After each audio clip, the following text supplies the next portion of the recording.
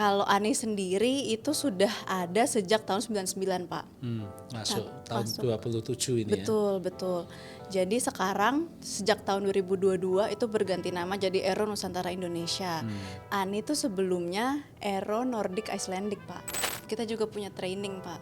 Karena Oh, kan karena salah satu titik berat di MRO itu kan tenaga kerja ya Pak, manpower, mechanics, technicians, engineer. Jadi kita harus sering-sering memberikan training gitu.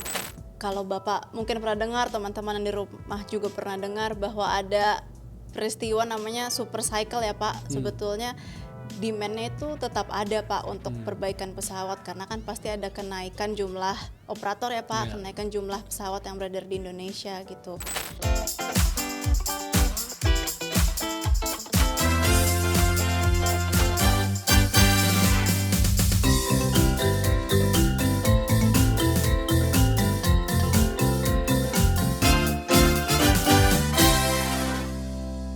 Halo Aviators, jumpa lagi kita dalam Avia Talk, podcast dari Aviation.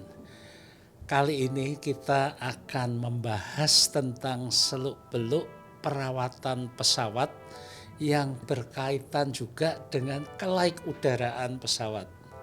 Untuk itu kita hari ini mendatangkan narasumber yang sangat kompeten, yaitu Ibu Angelina Wening, Corporate Secretary dari Aero Nusantara Indonesia atau ANI. Terima kasih, saya manggilnya Mbak ya aja. Boleh banget Pak. Pak Alvin, selamat sore. Thank you for having me. Iya, terima kasih sudah hadir di Aviation. Nah, sebelum kita membahas tentang seluk-beluk MRO, mungkin kita mulai dulu dengan perkenalan perusahaan Aero Nusantara Indonesia atau ANI. Ini sudah sejak kapan berdiri? Oke Pak, saya boleh disclaimer dulu ya Pak, karena tadi Pak Alvin mention kompeten. Saya agak deg-degan dibilang kompeten karena sepertinya saya harus banyak belajar nih Pak. Tapi mungkin saya izin menjelaskan sedikit ya Pak tentang MRO dari sudut pandang saya dan sedikit tentang ANI gitu ya Pak. Kalau ANI sendiri itu sudah ada sejak tahun 99 Pak. Masuk tahun 27 ini. Betul. Jadi sekarang sejak tahun 2022 itu berganti nama jadi Aero Nusantara Indonesia. ANI itu sebelumnya Aero Nordic Icelandic Pak. Dari tahun 99. Namanya Eropa banget itu ya? Betul, karena sebelumnya dimiliki oleh orang Iceland Pak. Jadi baru tahun 2022 beralih kepemilikan. Jadi ada sedikit lah shifting business model gitu Pak. Tapi nama akronimnya tetap dipertahankan ANI. Tetap Pak, karena ANI itu sudah melekat dan memiliki branding yang cukup kuat lah Pak di dunia aviasi di Indonesia begitu Pak. Lantas ANI ini bisnisnya hanya MRO atau ada bisnis lain juga? ANI kami kebetulan memang approved maintenance organization Pak. Jadi memang kami AMO khususnya untuk base maintenance atau perawatan besar pesawat begitu Pak. Mbak menarik ini menggunakan kata approved. Iya. Emang semua perusahaan MRO ada yang approve, ada yang belum approve gitu? Nah, kalau itu agak grey ya Pak, tapi menurut saya sih kalau semuanya sudah lewat screening Kementerian Perhubungan itu semuanya sudah approve Pak. Jadi perizinannya, izin usahanya dari Kementerian Perhubungan. Betul, khususnya DKPPU Pak, Direktorat Kelaikudaraan. Oke. Sebelum kita masuk ke hal-hal yang teknis tentang airworthiness, tadi kelaikudaraan, yang saya penasaran Mbak, kenapa ANI ini memilih domisili di Bandara Budiarto? Memang cukup visionaris ya Pak ya, pemilihan Budiarto sebagai lokasi dari MRO ini, karena lokasinya ini cukup independen dibanding Halim atau Cengkareng gitu ya. Waktu saat itu 27 tahun yang lalu Cengkareng itu sudah dikuasai oleh salah satu MRO di Indonesia. Begitu pula dengan Halim. Lalu Budiarto ini dianggap cukup independen dan sebetulnya cukup strategis secara ekosistem ya Pak, karena didukung oleh sekitarnya, termasuk STPI yang tadi Bapak sudah sebut, Sekolah Tinggi Penerbangan Indonesia yang sekarang jadi PPIC Curug. Lalu ada Balai Besar Kalibrasi juga di situ Pak. Jadi cukup punya potensial saat itu. Jadi ekosistemnya mendukung ya. Betul, betul Pak.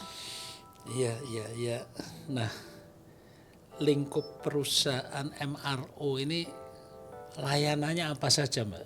Oke, ya Pak. Mungkin kalau secara garis besar ya Pak, itu bisa kita bagi jadi berdasarkan service yang kami tawarkan, ada perbaikan besar base maintenance atau line maintenance gitu Pak. Atau kalau dibagi lagi bisa berdasarkan service yang kami sediakan, bisa ada airframe atau badan pesawatnya, power plant untuk engine, EPU, lalu ada komponen shop gitu Pak. Nanti ada detail lagi gitu, komponen tuh ada detail-detail lagi seperti sheet metal, emergency, cabin shop, painting gitu Pak. Jadi kalau ini kan tadi banyak ya, dan itu semua dikerjakan oleh Ani. Base maintenance dan komponen shop betul Pak, iya Pak. Airframe dan Airframe, power plant betul. juga ya. Power plant untuk saat ini limited Pak. Sebelumnya kami menangani engine shop untuk pesawat-pesawat yang lama, seperti untuk engine JT8D. Sekarang kami belum. I see. Nah, yang menarik ini di Indonesia ini kan perusahaan MRO cukup banyak, Mbak. Betul, ya. betul. Ada yang tergabung dalam IAMSA kalau nggak salah ya. Betul Pak. Asosiasinya itu. Ya. Asumsi saya Ani ini anggota IAMSA juga ya. Betul Pak, kami anggota aktif. Kebetulan saya juga surfing di IAMSA Pak. Nah menarik ini, sebab anggota IAMSA ini kan banyak.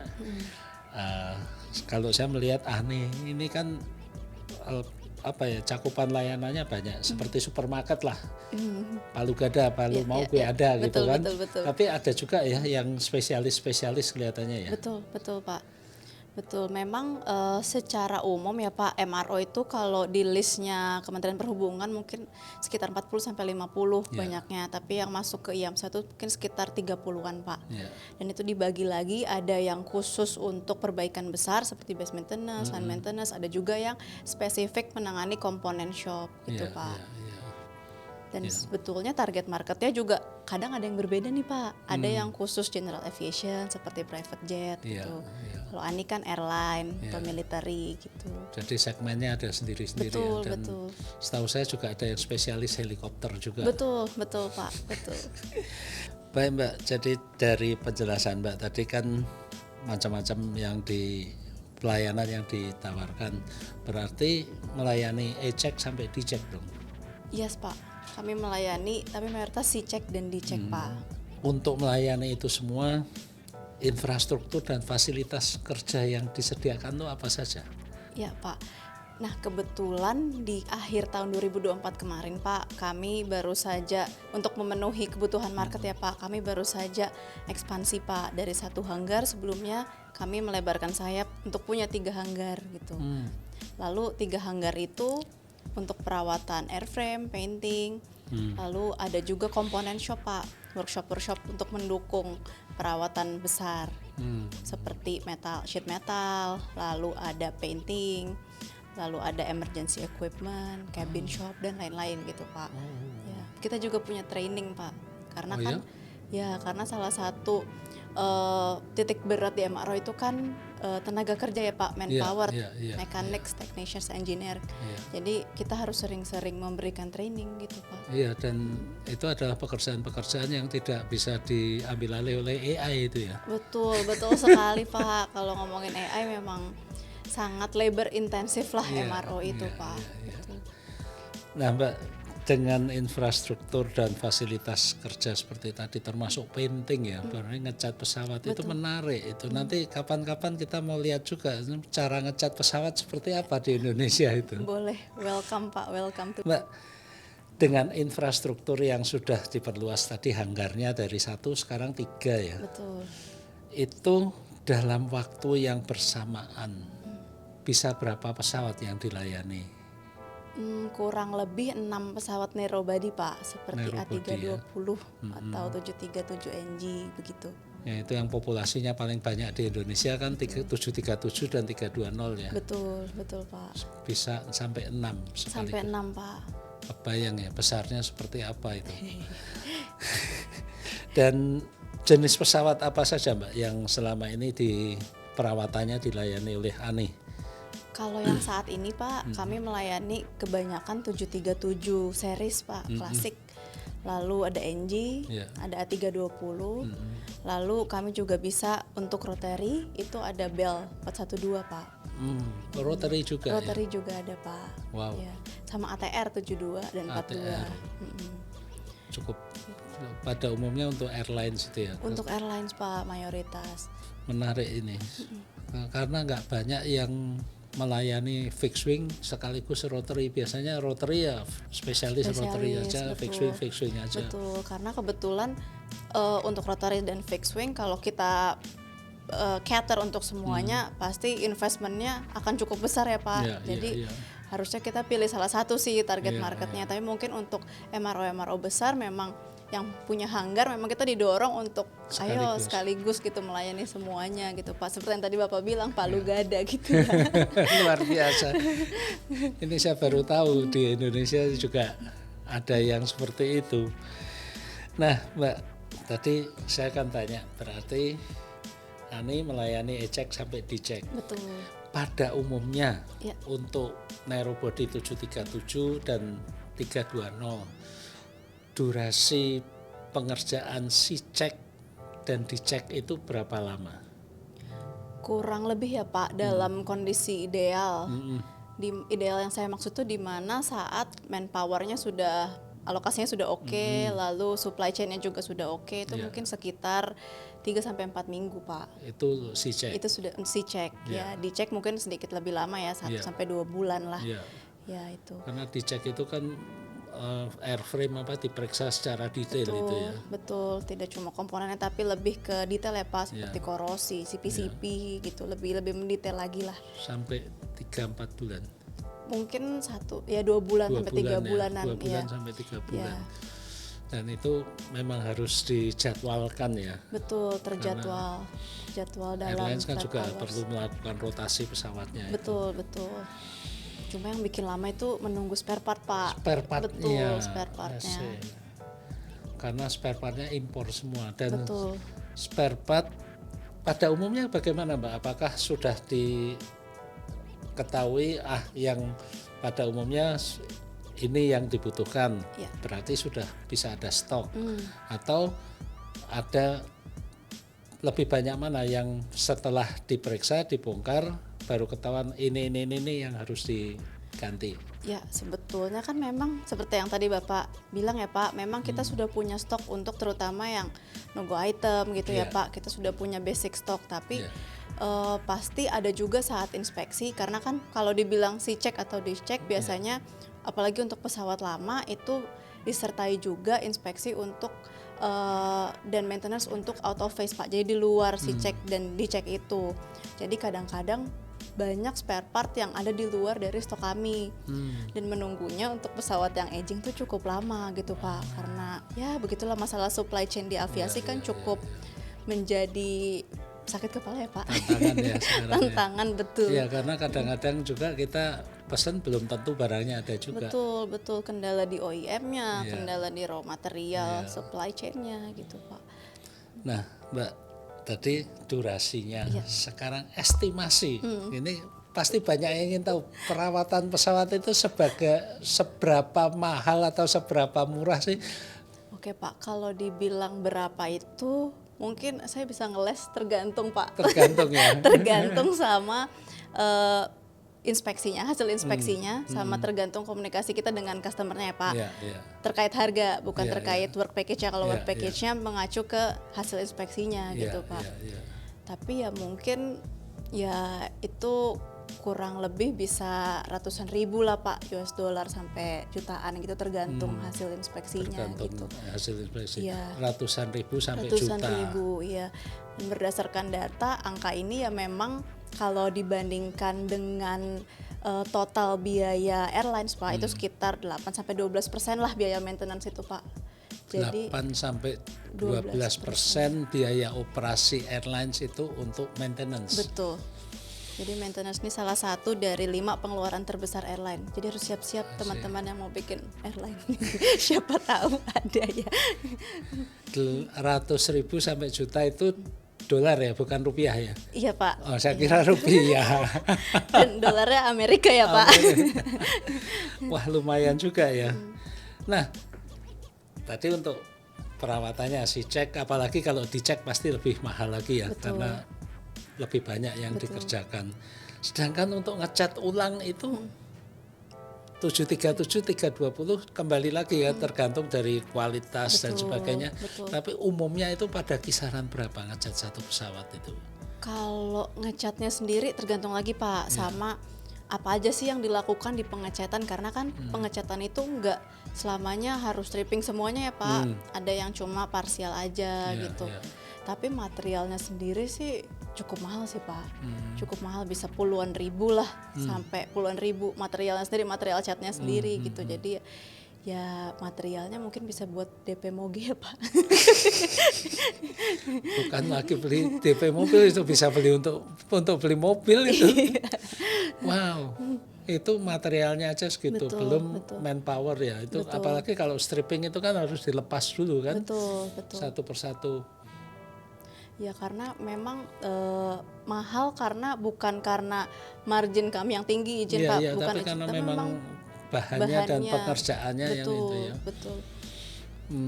Terus ini Mbak, ketika ngecat ulang itu harus ada ruangan khusus nggak? Sebab kalau mobil itu kan ada yang dicat biasa, ada yang di mobil dicat oven misalnya. Itu kalau mau cat oven itu kan masuk ruangan khusus, nggak kena debu dan sebagainya. Kalau pesawat gimana Mbak? Betul Pak, sesuai regulasi ya Pak. Memang untuk painting itu kita diwajibkan untuk memiliki tempat yang tertutup Pak. Tempat tertutup, ada suctionnya. Jadi debu partikelnya itu langsung dikeluarkan. Nggak turun lagi dan nempel lagi gitu. Kalau nempel lagi kan akan mengotori aircraft lagi ya Pak ya. Jadi memang harus ada suctionnya gitu. Penanganannya harus khusus lah Pak memang. Bahkan sirkulasi udara ini diatur ya. Jadi ada suction, barang debu itu nggak jatuh tapi keluar ya? Betul, karena selain mengotori pesawatnya juga itu kan yang paling penting adalah untuk menjaga keselamatan pekerja ya Pak. Itu kan berbahaya chemical itu. Jadi harus ada treatment khusus gitu. Pekerjanya juga diwajibkan pakai masker, kacamata gitu Pak. Biasanya Mbak, tadi saya tanya harganya, biayanya. Oke. Ini memang soal biaya itu sensitif, makanya kalau nilainya harganya cat saja bahannya sudah segitu ya kita bayangin lah pengerjaannya seperti apa. Untuk 320 dan 737 itu biasanya kalau cat ulang seluruh pesawat, durasi kerjanya berapa hari? Kalau untuk cat ulang ya Pak, mungkin bisa sekitar 1-2 minggu Pak. Tergantung besar pesawatnya juga ya Pak. 1-2 minggu. 1-2 minggu. Itu dengan stripping atau total stripping? Total Pak. Total stripping ya. Menarik pengerjaannya segitu. Bayangan pesawat gedenya segitu dicat ulang itu. Nah Mbak, kembali ke hal yang lebih substantif. Perawatan pesawat ini kan terkait dengan airworthiness, kelayudaraan. Betul. Bagaimana memastikan bahwa MRO ini yang dikerjakan MRO betul-betul baik. Sebab nanti ketika MRO menyatakan pesawat ini sudah layak terbang, itu kan menjadi pertimbangan utama dari DKPPU untuk menyatakan pesawat ini airworthy, silahkan dioperasikan. bagaimana memastikan MRO ini nggak main-main, nggak ada cincai lah gitu loh. Nggak ada cincai ya Pak.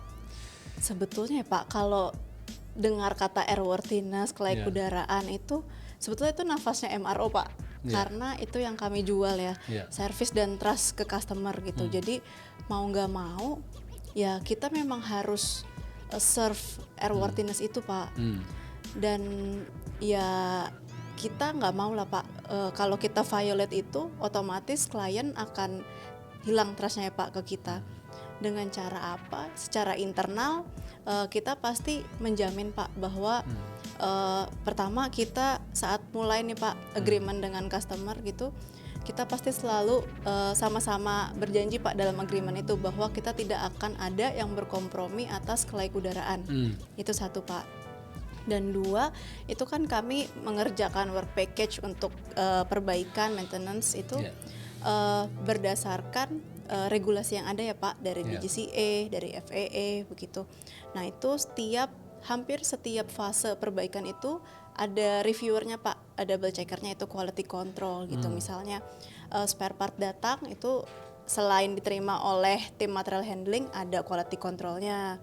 Nanti saat pengerjaan juga ada quality control sampai di akhir keluar DFP, dirty fingerprint itu juga dari quality control sangat mengassist gitu Pak. Jadi itu semua ada reviewernya dari quality gitu. Dan secara eksternal pun kami kan diaudit dan jadi subjek surveillance dari DGCA dan FAA ya Pak setiap saat. Jadi kami sebisa mungkin ada di dalam pagar itu Pak, dan harus ada di dalam pagar itu karena ya memang airworthiness itu nafas kami sih Pak gitu. Nafasnya ya, bukan sekedar cuman nafkahnya tapi nafasnya betul. Ya. Harus Pak, harus. Selain dari DGCA, dari FAA itu kan dari otoritas. Ya, betul. Apakah dari pabrikan, misalnya Mbak kan melakukan perawatan untuk Boeing 737, Airbus 320, ATR. Dari pabrikan mereka apakah memberikan sertifikasi juga, memeriksa juga kelaikannya? Secara rutin iya sih Pak. Dan kami kan juga rutin ya Pak subscribe ke technical publication bersama airline gitu. Jadi pasti kami dimonitor nih Pak dari OEM seperti Boeing, bahkan spare part OEM itu misalnya Honeywell itu Pak. Bahkan sekarang OEM itu kebanyakan yang mengelok aftermarket sales Pak. Jadi untuk bisa membeli ke mereka itu kita sangat termonitor dan kita tidak boleh memperbaiki barang-barang atau spare part, komponen itu di luar dari aturan mainnya mereka lah gitu. Secara sederhananya ya Pak gitu. Itu salah satu yang menjadi kendala kami juga sih Pak. Bukan masalah airworthiness-nya tapi kegiatan kami itu cukup dilimitasi sih Pak oleh OEM gitu. Karena mereka memegang peranan yang cukup besar gitu. Jadi yang diawasi bukan saja bahan dan komponen, tapi proses pengerjaannya juga. Proses pengerjaannya, betul Pak. Termasuk kompetensi manusianya itu. Iya betul Pak. Wow. Jadi cukup heavy regulated Pak. Dan kalau tidak comply bisa dipotong nih oleh mereka, nggak boleh lagi. Jelas Pak, jelas kami bisa di blacklist oleh supplier OEM ya Pak, atau ya worst scenario kita bisa di revoke izin certification kami gitu Pak. Nah Mbak, saya berandai-andai kalau di rumah sakit ya, karena saya pernah juga dirawat di rumah sakit, dokter bilang belum saatnya pulang, tapi saya nggak ada dok, saya mending dirawat di rumah aja. Di MRO ada gitu nggak? Pemilik pesawat sebetulnya pesawatnya belum dirilis oleh MRO, tapi bilang nggak ada, gue rawat jalan aja gitu. Kalau di rumah sakit kan berantemnya sama dokter ya Pak biasanya. Kalau di MRO sih kami tidak boleh ya Pak. Itu kan seperti melakukan kompromi terhadap sesuatu hal yang wajib dilakukan gitu. Jadi memang tidak boleh Pak. Kalau misalnya ada temuan yang memang mandatori nih untuk dilakukan gitu ya, memang harus grounded gitu Pak, harus dilakukan rektifikasi dulu sebelum terbang begitu Pak. Jadi pemilik pesawatnya nggak bisa ngeyel, nggak deh gue pindah gitu kan? Ya pindah Monggo Pak, tapi kami Harus- tidak bisa mengeluarkan Certificate of Airworthiness. Itu sih Pak yang tidak kuncinya. dirilis ya, Betul, itu ya. tidak ada release certification dari kami, begitu Pak. Oke. Karena ini yang membuat saya was-was juga kadang-kadang kan ini perawatannya benar atau enggak gitu kan. Betul. Nah Mbak, dari pengalaman Mbak menjalankan bisnis MRO ini, tantangan terbesarnya apa Mbak yang dialami? Tantangan ya Pak, sebetulnya tantangan ini mungkin bukan jadi tantangan Ani sendiri Pak, tantangan MRO di Indonesia maupun di internasional maupun regional ya Pak. Satu itu tadi yang seperti saya sudah singgung sedikit, supply chain Pak, supply chain spare part, material itu satu. Dua, workforce Pak, workforce karena kan MRO itu labor intensif ya Pak, dan memang orang-orang yang kompeten dan sangat skilled labor yang bisa mengerjakan mekanik, technician itu kan sangat perlu waktu 3-4 tahun lah Pak untuk menjadikan mekanik itu matang gitu untuk mengerjakan perbaikan pesawat gitu. Nah masalah yang ada adalah orang-orang yang sudah senior, udah expert ya Pak, itu sudah hampir phase out semua nih Pak rata-rata, dan sisanya yang masih muda-muda itu kebanyakan kalau di Indonesia itu kita cuma jadi institusi Pak, kebanyakan dibajak oleh negara-negara lain seperti UAE, Asia Timur gitu Pak. Jadi sadly itulah yang sedang terjadi di Indonesia Pak. Iya. Itu juga yang terjadi pada pekerja-pekerja di PTDI. Itu banyak juga yang diambil oleh negara-negara lain itu. Betul. Di satu sisi kita senang ya Pak, berarti kan manpower kita bisa berkompetisi dengan resource lain, resource negara lain gitu ya Pak. Tapi di sisi lain ya berarti kita memang harus menyiapkan lembaga training nih Pak, supaya memang manpower kita juga bisa bersaing ya Pak dengan negara lain gitu. Labor turnover-nya tinggi nggak Mbak? Iya cukup tinggi Pak, cukup tinggi. Lumayan ya, karena harus mendidik, melatih, ketika jadi lepas juga gitu ya. Betul. Meskipun ya itu tadi itu pro dan kontra ya Pak. Satu sisi kita bangga bisa mencetak tenaga kerja unggul, sisi lain ya kita memang harus menyiapkan mental, tenaga, capital untuk mendidik orang-orang baru untuk mengisi kekosongan ini gitu. Nah, dengan labor turnover yang tinggi itu kan dari sisi perusahaan ya. Betul. Dari sisi pekerja, mereka yang highly skilled workers itu job security dan jenjang karirnya bagaimana? Kalau gua nggak pindah-pindah, gua tetap di sini, job security-nya dan jenjang karirnya bagaimana? Menarik sih Pak, cukup menarik ya Pak. Sebetulnya jenjang karirnya itu cukup jelas Pak. Karena kan untuk mekanik dan engineer itu mereka punya tahapan-tahapan atau tahun tertentu sampai seberapa sih mereka misalnya jadi junior mekanik gitu, untuk beberapa tahun kemudian naik jadi senior mekanik gitu. Itu sudah ada sih Pak, saya rasa hampir di setiap perusahaan MRO sudah ada ya Pak, dan di ANI pun sudah ada gitu. Jadi memang cukup jelas untuk jenjang karirnya Pak. Dan memang selain mekanik itu kebanyakan ada juga, karena kan pekerjaan lain itu akan sangat beneficial kalau dimulai nih dari mekanik. Jadi ada pekerjaan lain di departemen lain, misalnya logistik, material handling, itu kalau dia tahu dalamnya atau secara teknis mekanik akan sangat membantu. Begitu juga misalnya project management gitu akan sangat membantu kalau mereka paham keteknisan gitu Pak. Sehingga mereka juga paham dampak dari pekerjaan yang mereka lakukan ini terhadap lapangan ya. Betul Pak. Betul. Menarik. Jadi mungkin Albiadas ada yang berminat mendalami sebagai mekanik profesional di bidang MRO. Yang muda-muda ini masih terbuka peluangnya dan sangat terbuka ya peluangnya. Sangat terbuka Pak, sangat terbuka. Kami juga menjalin kerjasama dengan beberapa institusi seperti STPI salah satunya Pak. Lalu Universitas Nurtanio di Bandung gitu ya Pak, untuk menyerap teman-teman yang ahli memang dari sekolah itu belajarnya kedirgantaraan untuk misalnya PKL di ANI gitu Pak, atau OJT istilah sekarang ya, OJT di ANI gitu. Tadi Mbak sempat juga menyampaikan tentang pekerja-pekerja kita yang bagus-bagus juga apa ya, dibajak lah negara-negara lain. Dalam bisnisnya sendiri bagaimana persaingan dengan negara-negara lain, terutama negara-negara tetangga kita yang berdekatan ini? Sebetulnya kalau betul Pak, kalau dibilang bersaing dengan yang regional, iya Pak bersaing. Tapi kalau yang di lokal saya nggak mau bilang bersaing ya Pak, kita mau bersahabat untuk sama-sama memperjuangkan bahwa Indonesia itu kompeten dan mampu gitu di tingkat regional gitu. Nah kalau untuk dengan regional, unfortunately memang bersaing Pak, karena di negara-negara lain seperti tetangga Singapura gitu ya Pak, Malaysia, mereka itu untuk bisnis aviasi itu cukup didukung lah Pak, cukup mendapat dukungan dari pemerintah ya Pak, dari secara fiskal maupun non fiskal gitu, seperti pembebasan biaya masuk untuk spare part gitu Pak.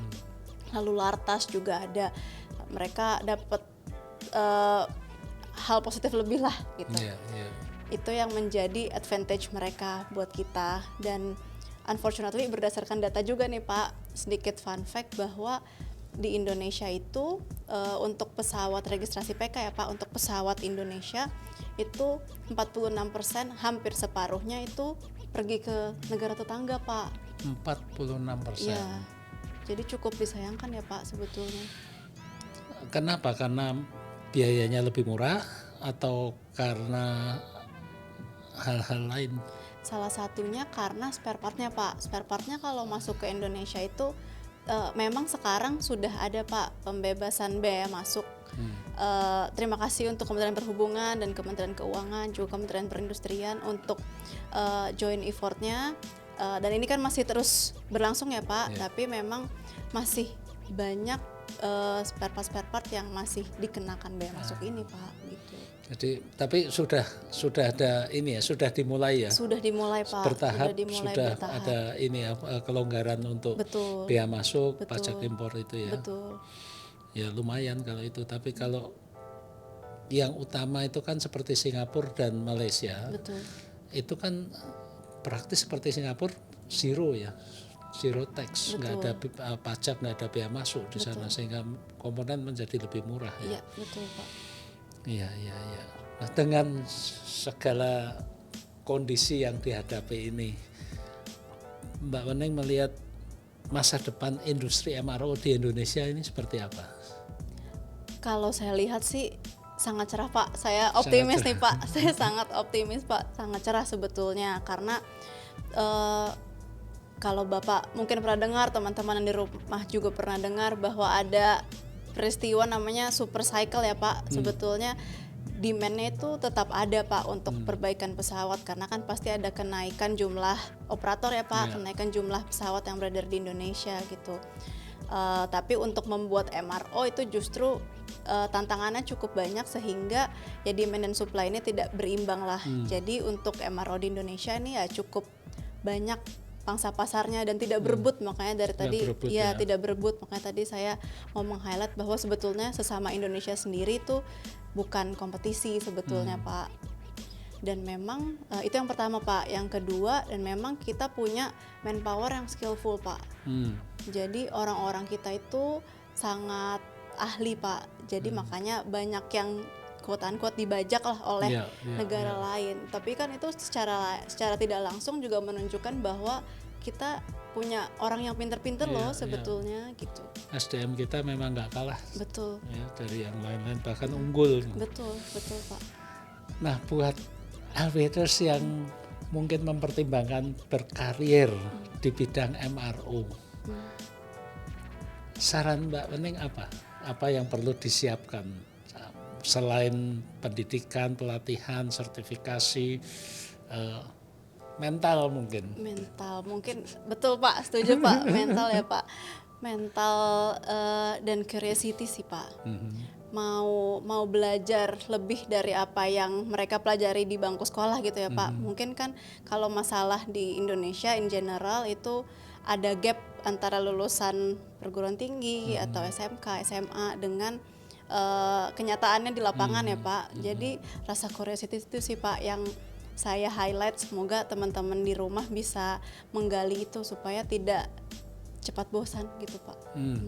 Jadi tetap aja ya, setelah lulus dari institusi pendidikan ada masa transisi untuk menjadi praktisi itu ya. Betul Pak. Tadi Mbak menyampaikan masa depan industri MRO di Indonesia cerah Pak. Berarti saya harap Bapak juga ya. Berarti Ani masih akan ekspansi lagi dong. Kalau itu mungkin kami mempolish yang sekarang dulu ya Pak, supaya semakin cepat larinya dulu Pak. Ya. Baik Mbak Wening, terima kasih, kita sudah diajak untuk mengenali seluk-beluk bisnis MRO, peranannya dalam merawat pesawat, memastikan kelaik udaraan pesawat agar kita ketika terbang itu tenang. Terima kasih Mbak Wening, kita sudah banyak diskusi tadi dan saya yakin bermanfaat bagi aviators dan teman-teman yang punya minat terhadap kedirgantaraan. Terima kasih juga Pak Alvin. Kita acarakan nanti aviation juga jalan-jalan ke hanggarnya Ani di Bandara Budiarto. Ya, ditunggu Pak. Baik. Silakan. Ya. Demikian aviators, kita sudah bincang-bincang cukup panjang lebar. Semoga bermanfaat. Alvin Lee, Aviation, happy landing.